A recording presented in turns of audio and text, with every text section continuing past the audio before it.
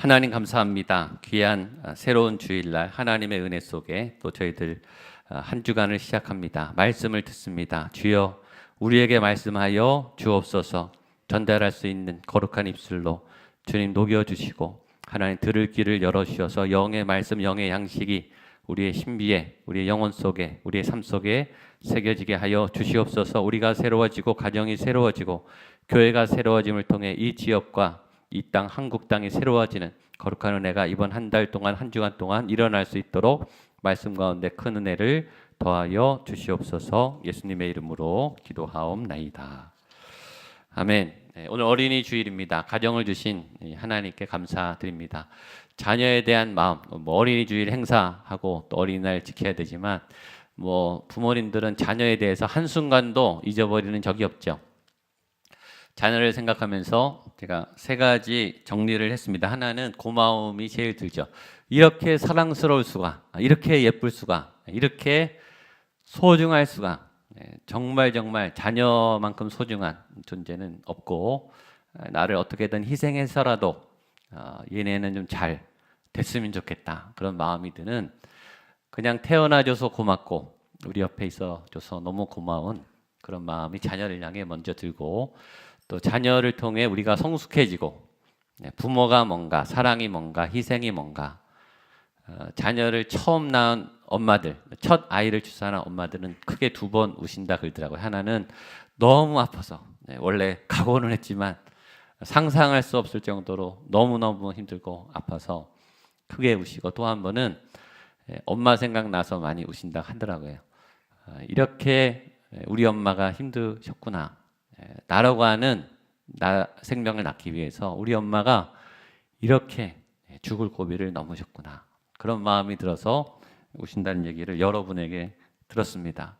우리 남성분들은 사회에 나가서 취업하고 또 사회생활 하면서 힘들 때, 상사에게 야단 맞았을 때, 회사에서 쫓겨났을 때 아버지 생각 많이 나죠. 우리 아버지가 이렇게 힘들게 자존심 구겨가면서 이렇게 온몸이 망가지도록 우리의 생계를 위해서 이렇게 수고하셨구나.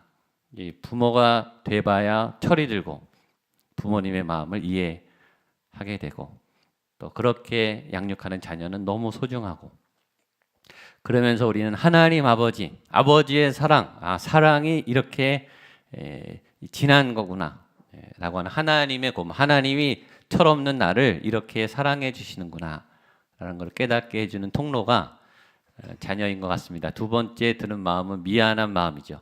너무너무 미안해요. 정말 미안해요. 무릎 꿇고 막 빌고 싶을 만큼 수많은 상처를, 하나는 막 화가 나고 내가 스트레스를 받으면 약한 쪽으로 막 나가잖아요. 아이가 잘못은 했죠.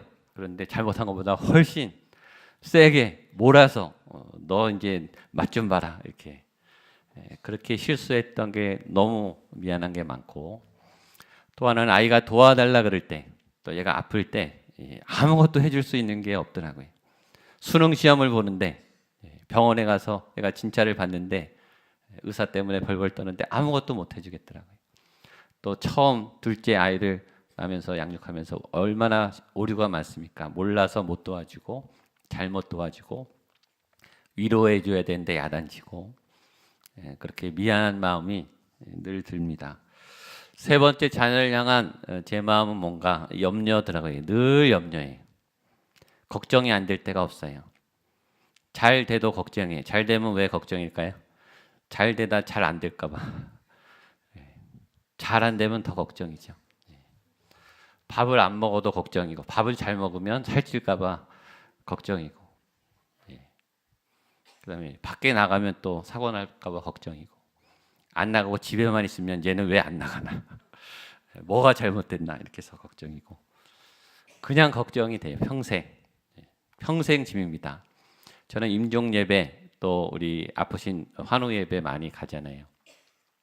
나이 드신 부모님들이 돌아가시는 순간까지 자녀 걱정하더라고요. 자녀는 평생 짐이에요. 이건 뗄 수가 없어요. 홀가분해질 수가 없고, 그냥 낳는 순간부터 평생 죽을 때까지 짊어지고 가는 정말 무겁고 또 굉장히 중요한 짐이죠. 그래서 어떤 분들은 이 짐 나 못 지겠다. 그래서 자녀를 안 낳아요. 계산하고 똑똑하고 우리의 삶을 살아야지. 근데 하나만 알고 둘은 모르시는 것 같아요. 염려할 사람이 있는 것이 그게 행복이 아니겠습니까? 누가 나를 위해서 염려해 주는 사람이 있는 것이 행복이 아니겠냐고요. 내가 아프고 힘든데 아무도 나에게 걱정을 안 해준다. 누가 나를 아무도 생각 안 해준다. 내가 기쁘고 행복한데 누구도 나를 축하해 주지 않는다. 그런 것처럼 힘든 사람이 어디 있습니까? 사랑이란 염려해 주는 거예요. 사랑하기 때문에 염려하는 거죠. 사랑이란 가치 있는 희생이, 가치 있는 고통이, 그 힘든 기간을, 그 아픈 기간을 함께 울면서 무릎 꿇어가면서 서로 만나가면서 또는 때론 화가 나서 속이 뒤집히면서 고비를 넘어가기 때문에 그 부모와 자녀 가운데 깊은 결합이, 알 수 없는 연합이 그때 일어나는 거죠. 그래서 우리는 자녀의 이름을 듣고 사진만 봐도 가슴이 찡하고 그냥 눈물이 그냥 왈칵 나요. 그냥 목이 메여요. 그것은 그 알 수 없는 그 많은 시간의 고비와 또 험난한 시간들을 이 자녀와 엉켜서 함께 보내면서 우리 안에 사랑이 자리 잡았기 때문이죠. 그 염려는 가치 있는 염려이죠. 사랑하기 때문에 하게 되는 그런 고통이죠. 그럼에도 우리는 고민해요. 우리가 아무리 잘해줘도, 우리가 아무리 능력이 있어도 자녀를 책임질 수가 없어요. 따라다니면서 도와줄 수가 없고, 자녀가 필요하다고 도와달라고 해도 다 도와줄 수가 없어요. 우리의 능력에는 한계가 있어요. 그래서 우리는 기도하죠. 우리가 기도할 수 있는 건 얼마나 다행인지 몰라요. 하나님 아버지께 주여, 우리가 돌보지 못하는 그 현장 속에서, 우리가 지켜주지 못하는 그 위험한 상황 속에서 우리의 자녀들을 올려드립니다. 주님, 돌봐 주옵소서, 지켜 주옵소서, 앞길을 열어 주시옵소서. 우리 하나님께 기도하는 부모의 기도는 포기되지 않아요. 끊어지지 않아요. 그게 기도가 저절로 나오죠. 사랑하면 기도하게 돼요. 누가 부모님의 기도를 멈출 수 있습니까? 부모님은 포기하지 않죠. 주님을 향한 여러분들의 간절한 기도와 소망들이, 간구들이 하늘 보좌에 달해서 오늘 응답으로 여러분들의 자녀 위에, 가정 위에 나타나게 되기를 축복합니다. 오늘 본문도 땅 분배입니다. 땅이, 우리만 잘 살려고 땅이 있어야 되나요? 우리 자녀들이, 후손들이 우리를 통해 기업과 유업을 얻고 잘 살아야 되니까 이것도 굉장히 중요한 문제입니다. 재산의 문제. 지난주에 요단 동편 땅을 나눴습니다. 땅 분배는 순서가 있고 질서가 있다. 하나님의 계획이 있다. 므낫세 반지파, 루벤 지파, 갓 지파 먼저 요단 동편 땅을 줬고, 오늘은 드디어 본격적인 가나안 요단 서편 땅을 배분하는데, 오늘의 주제는 그 땅 나눔의 원칙입니다.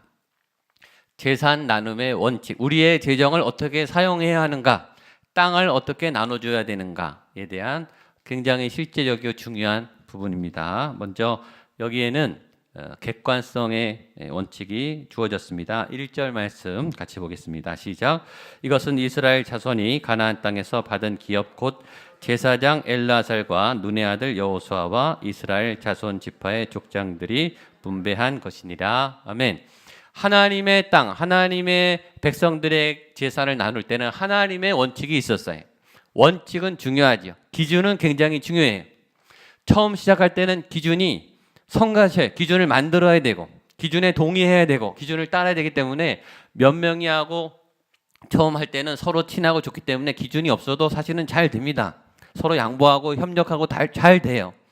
그래서 기준을 안 만들고 시작할 때가 많아요. 그러나 기준이 있어야 나중에 사고가 안 나죠.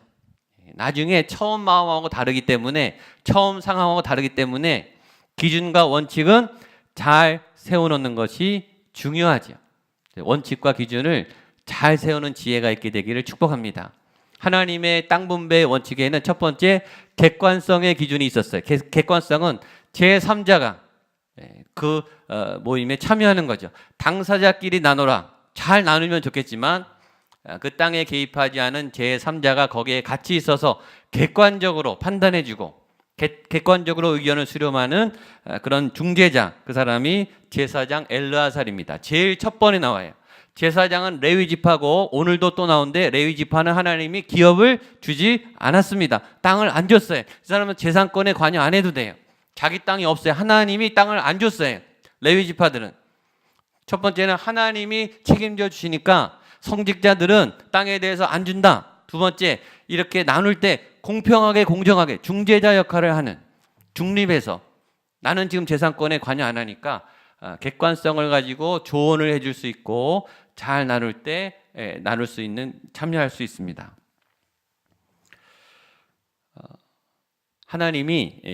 하나님의 축복인 땅, 하나님의 정복한 그 땅에서 잘 살 수 있는 장치를 한 거예요. 땅을 주신 거는 축복이죠. 그러나 우리는 하나님이 주신 땅을 잘못 나눌 때 여기서 싸움과 분열과 다툼이 생겨날 수 있어요. 우리는 여기서 굉장히 중요한 영적 교훈을 하나 배우게 됩니다. 그것은 하나님의 복이 때로 잘못 사용하면, 인간의 생각과 욕심이 개입하면 하나님이 주신 복인데 그것이 비극이 되고 재앙으로 바뀔 수 있다. 분명히 그건 하나님의 복인데요, 그걸 받은 사람이 그것을 잘못 사용하다 보면 재앙이 될 수 있어요. 힘은 좋은 거죠. 권력, 권세, 하나님이 우리에게 권세를 주셨는데 그 권세를 잘못 사용하면 그 사람도 힘들고 함께 사는 사람들은 더 힘들고 공동체가 분열되는, 힘을 잘못 사용해서 그 자리에 직분을 잘못 사용해서 그 리더 때문에 공동체가 비극인 경우는 얼마나 많습니까? 재산은 좋은 거예요. 땅은 좋은 거예요. 부유함은 좋은 거예요. 하나님이 주신 복을 가지고 그 재정을 가지고 잘못 사용해서 타락하고 믿음이 망가지고 가정이 엉망이 되는 그런 재앙으로 갈 수 있는 거예요. 하나님이 건강을 가지고 건강하게 잘 해야 되는데 그 건강을 잘 사용하면 재앙이 되는 거죠. 저는 수없이 봤어요. 믿음이 그렇게 좋았던 분들이 가난한 때, 어려울 때는 그렇게 믿음이 좋았던 분들이 이제는 힘을 얻고 기반을 닦고 재정이 넓어지면, 좋아지면 하나님을 떠나든지 믿음이 약해지든지 겸손해지지 않든지, 차라리 땅이 없었던 때가, 믿음이, 재산이 없었던 때가 더 살기 좋았다. 오히려 복이 재앙이 되는 그런 비극이 생길 수 있습니다. 가족은 좋은 거죠. 좋은 사람, 좋은 아내, 좋은 남편, 좋은 부모님, 좋은 아들, 딸. 그러나 여러분, 그 좋은 가족들 때문에 때로 가장 큰 상처를 받지 않습니까? 가장 큰 배신을 당하지 않아요.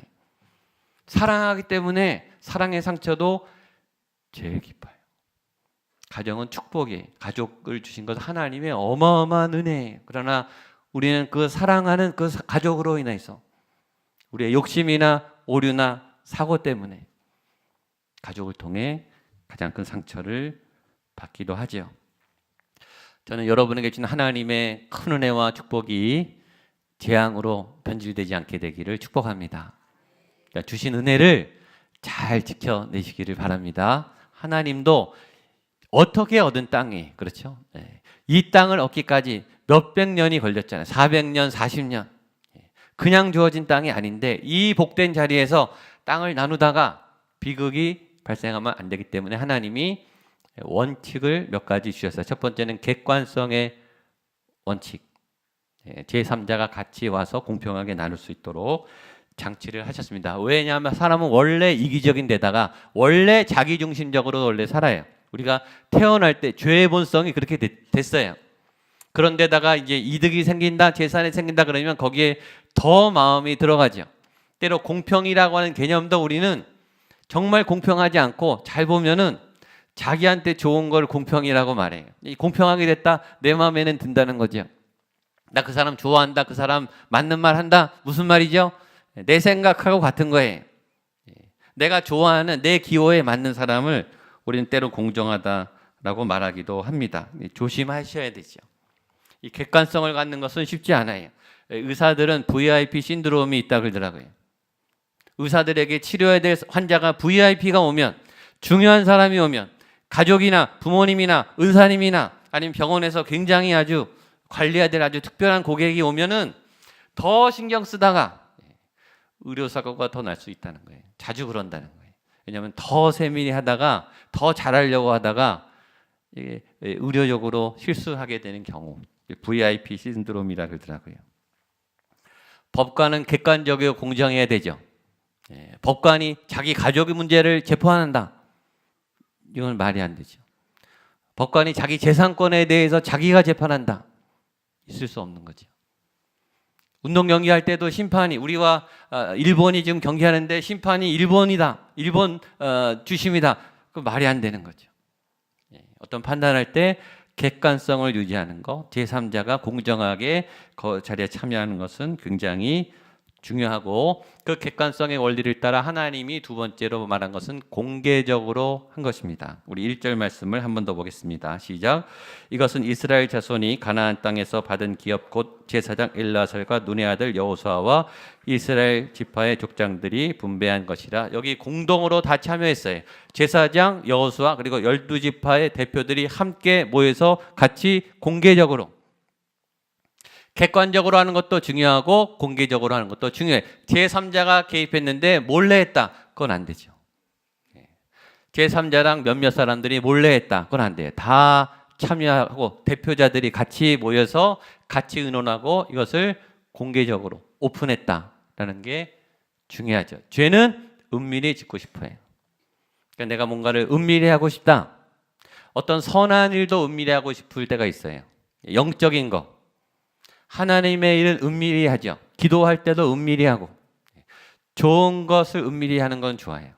그러나 여러분들이 은밀히 하고 싶은 이 마음이 어떤 일을 하다가 이게 은밀히 하고 싶으시잖아요. 그게 선한 것인지 악한 것인지 분별하셔야 돼요. 악한 것일 경우가 많아요. 이거는 몰래 나만 하고 싶다, 몇 사람만 하고 싶다. 기도하세요. 정말 하나님의 뜻 가운데 거룩하게 비밀로 해야 되는 것인지, 어떤 이득과 어떤 계산적인 죄로 인해서 몰래하고 싶은 것인지. 가나안 땅의 분배는 함께 모두가 같이 공개적으로 참여하게 하나님이 하셨습니다. 그리고 하나님은 이 원칙을 지금 주신 게 아니라 오래전에 이미 주신 거예요. 우리 2절과 5절 말씀을 같이 보도록 하겠습니다. 2절입니다. 시작. 여호와께서 모세에게 명령하신 대로 그들의 기업을 제비 뽑아 9지파와 반지파에게. 5절입니다. 이스라엘 자손이 여호와께서 모세에게 명령하신 것과 같이 행하여 그 땅을 나누었더라.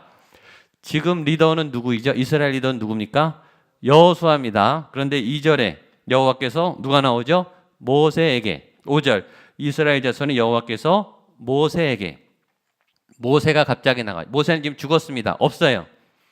이 말은 무슨 말이죠? 지금 여호수아 시대이지만, 지금 땅을 나누지만 땅을 나누는 원칙과 기초 하나님의 법칙은 언제 생겼다? 이미 모세 때 생겼다. 모세 때는 언제죠? 땅을 아직 얻지 못할 때예요.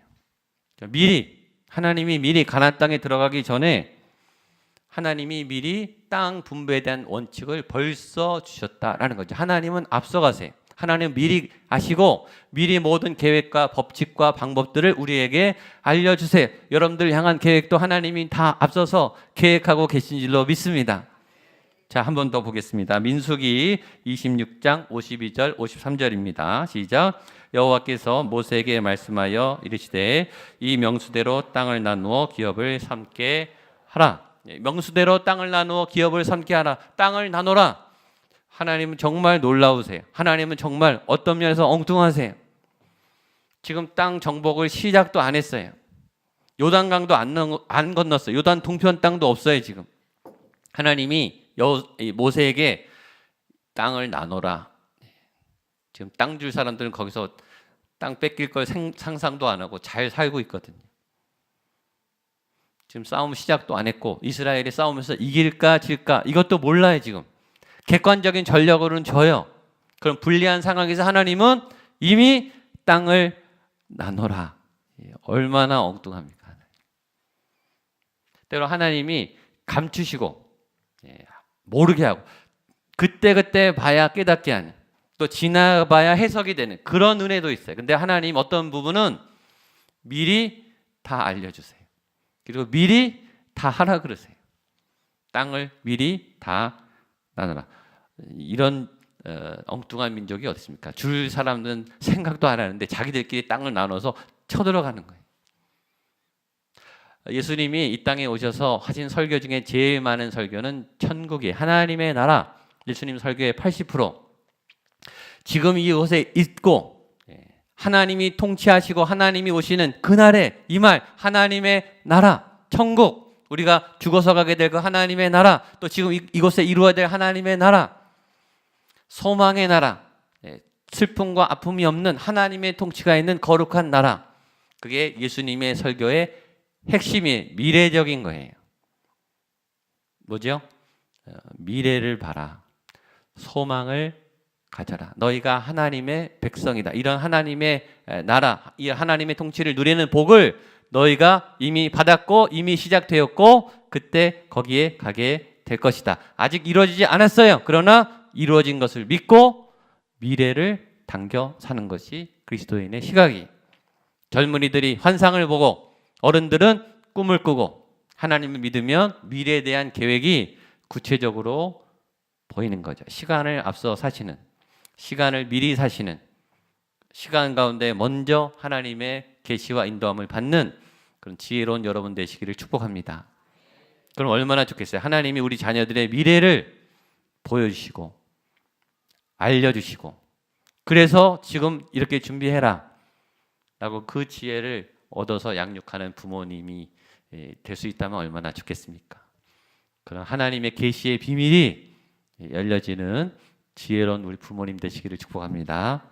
자, 또 하나의 원칙은 공평의 원칙입니다. 민수기 25장 54절입니다. 시작. 수가 많은 자에게는 수가 적은 자에게는 기업을 적게 줄 것이니 그들이 계수된 수대로 각기 기업을 주되. 하나님의 땅 분배의 또 하나의 원칙은 공평입니다. 간단해요. 식구가 많으면 땅을 많이 줘라. 식구가 적으면 적게 줘라. 끝. 간단하죠. 하나님의 원칙은 간단해. 그리고 다 동의할 만하죠. 반대할 리가 없어요.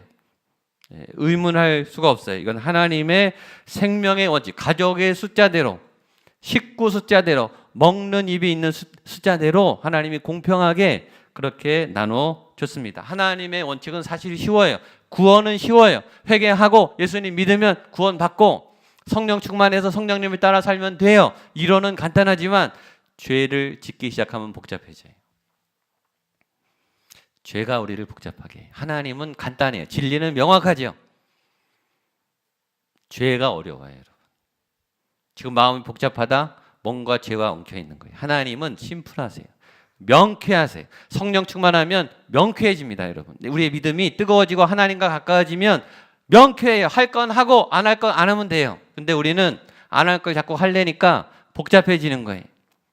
해야 되는데 미루니까 복잡해지는 거예요. 생각이 많아지는 거예요. 그 생각이 많아지는 것이 죄랑 관계가 많아요. 하나님은 단순하세요. 간단하세요. 진리는 명쾌해요. 그런 선한 진리, 선한 뜻. 가족이 많으면 많이 주고 가족이 적으면 적게 받는 게 당연하죠. 나이가 많느냐, 먼저 왔느냐, 몇 년 됐느냐, 계급이 뭐냐 아무 소용이 없어요. 안 따집니다. 계급 앞에 평등해요. 나이 앞에 평등해요. 그냥 생명 한 생명이 소중한 거예요. 생명수대로예요. 하나님의 원칙은 탐욕을, 다툼을 다 제거하는 원칙이 됩니다. 뭐 나이를 말할 게 없는 거예요. 누가 먼저 왔는지 말할 게 없는 거예요. 나 직분이 뭐다 말할 게 없는 거예요. 하나님 앞에서는 한 생명인 거예요. 그것이 하나님의 원칙입니다. 또한 하나님은 원칙이 바르듯이 방법 또한 공정했습니다. 마지막 메시지입니다. 민수기 26장 55절 56절 시작. 오직 그 땅을 제비 뽑아 나누어 그들의 조상 지파의 이름을 따라 얻게 할지니라. 그 막론하고 그들의 기업을 제비 뽑아 나눌지니라. 너희의 종족을 따라 그 땅을 제비 뽑아 나눌 것이니 수가 많으면 많은 기업을 주고 적으면 적은 기업을 주되 각기 제비 뽑은 대로 그 소유가 될 것인즉 너희 조상의 지파를 따라 기업을 받을 것이니라. 아멘. 하나님은 원칙도 공정하고 방법도 공정하게. 누가 어느 땅을 갖느냐? 제비 뽑으면 공정하죠. 인간이 정하는 게 아니고 하나님이 정하는 것이니까. 그러니까 공정한 원칙을 준행할 수 있는 공정한 방법을 찾는 것도 굉장히 중요한 지혜예요. 왜냐하면 원칙은 잘 세워요. 원칙은 대부분 잘 세우지만 그 원칙을 지키는 현장은 불법이 많아요. 관행이 많아요. 그 원칙을 무시하는 경우가 너무 많기 때문에 그건 하나님의 방법과 다른 거죠. 원칙을 잘 세고 잘 하다가 결정적일 때, 내게 들어갔을 때, 내 문제가 개입했을 때는 딴 마음을 갖고 싶어요. 좀 혜택을 받고 싶어요. 그게 우리의. 그래서 그 원칙대로 하지 않죠. 근데 하나님은 원칙과 방법도 공정하게, 공평하게. 현대교회 비극은 한국 사회가 교회를 신뢰하지 않는 데 있습니다. 세상 사람들이 교회를 신뢰하지 않아요. 더 이상 세상 사람들이 목회자를 신뢰하지 않아요. 교회 리더들을, 중직자들을 존경하지 않아요. 그분들은요, 성경은 존중해요. 성경이 하나님의 말씀이라는 건 알아요. 교회 안 다니지만 성경 있는 분들 많습니다. 예수님은 믿어요. 예수님의 가르침은 존경해요. 근데 그 예수님의 가르침을 믿는, 따라가는 교회 사람들은 존경하지 않는다고요. 왜 그런지 아십니까? 원칙은 있지만 그 원칙대로 우리가 살지 않기 때문이에요. 방법적인 면에서. 좋으신 하나님을 믿으면 우리도 좋은 사람이 돼야 되잖아요. 근데 하나님은 좋은데 하나님을 믿는 우리가 안 좋으니까, 이 적용이 자꾸 바뀌니까, 변칙이 많으니까 우리를 불신하는 거예요. 저는 오늘부터 우리 교회 또 우리의 믿음이 회복되기를 축복합니다. 하나님의 말씀의 원칙이 좋은 만큼 우리의 삶의 모습도 좋아질 수 있기를 바랍니다. 그리고 하나님은 그렇게 분명히 하실 수 있음을 믿습니다. 잘 될 줄로 믿습니다. 기도하겠습니다. 하나님 아버지 감사합니다. 우리의 소유와 또 우리의 가족들과 또 우리의 삶의 모든 자리를 하나님이신 큰 은혜의 자리로 세워주심에 감사드립니다. 하나님 원칙과 원리가 바른 것처럼 우리의 삶의 적용도 방법도 바르게 하여 주시옵소서. 미혹의 현장에서 하나님의 복을 저주와 비극과 재앙으로 변질시키는 우리 어리석음이 생기지 않도록 성령께서 우리의 마음속에, 삶 속에, 믿음의 여정 속에 사랑하는 가족들 위해 하나님의 큰 은혜를 부어 주시옵소서. 예수님의 이름으로 기도하옵나이다.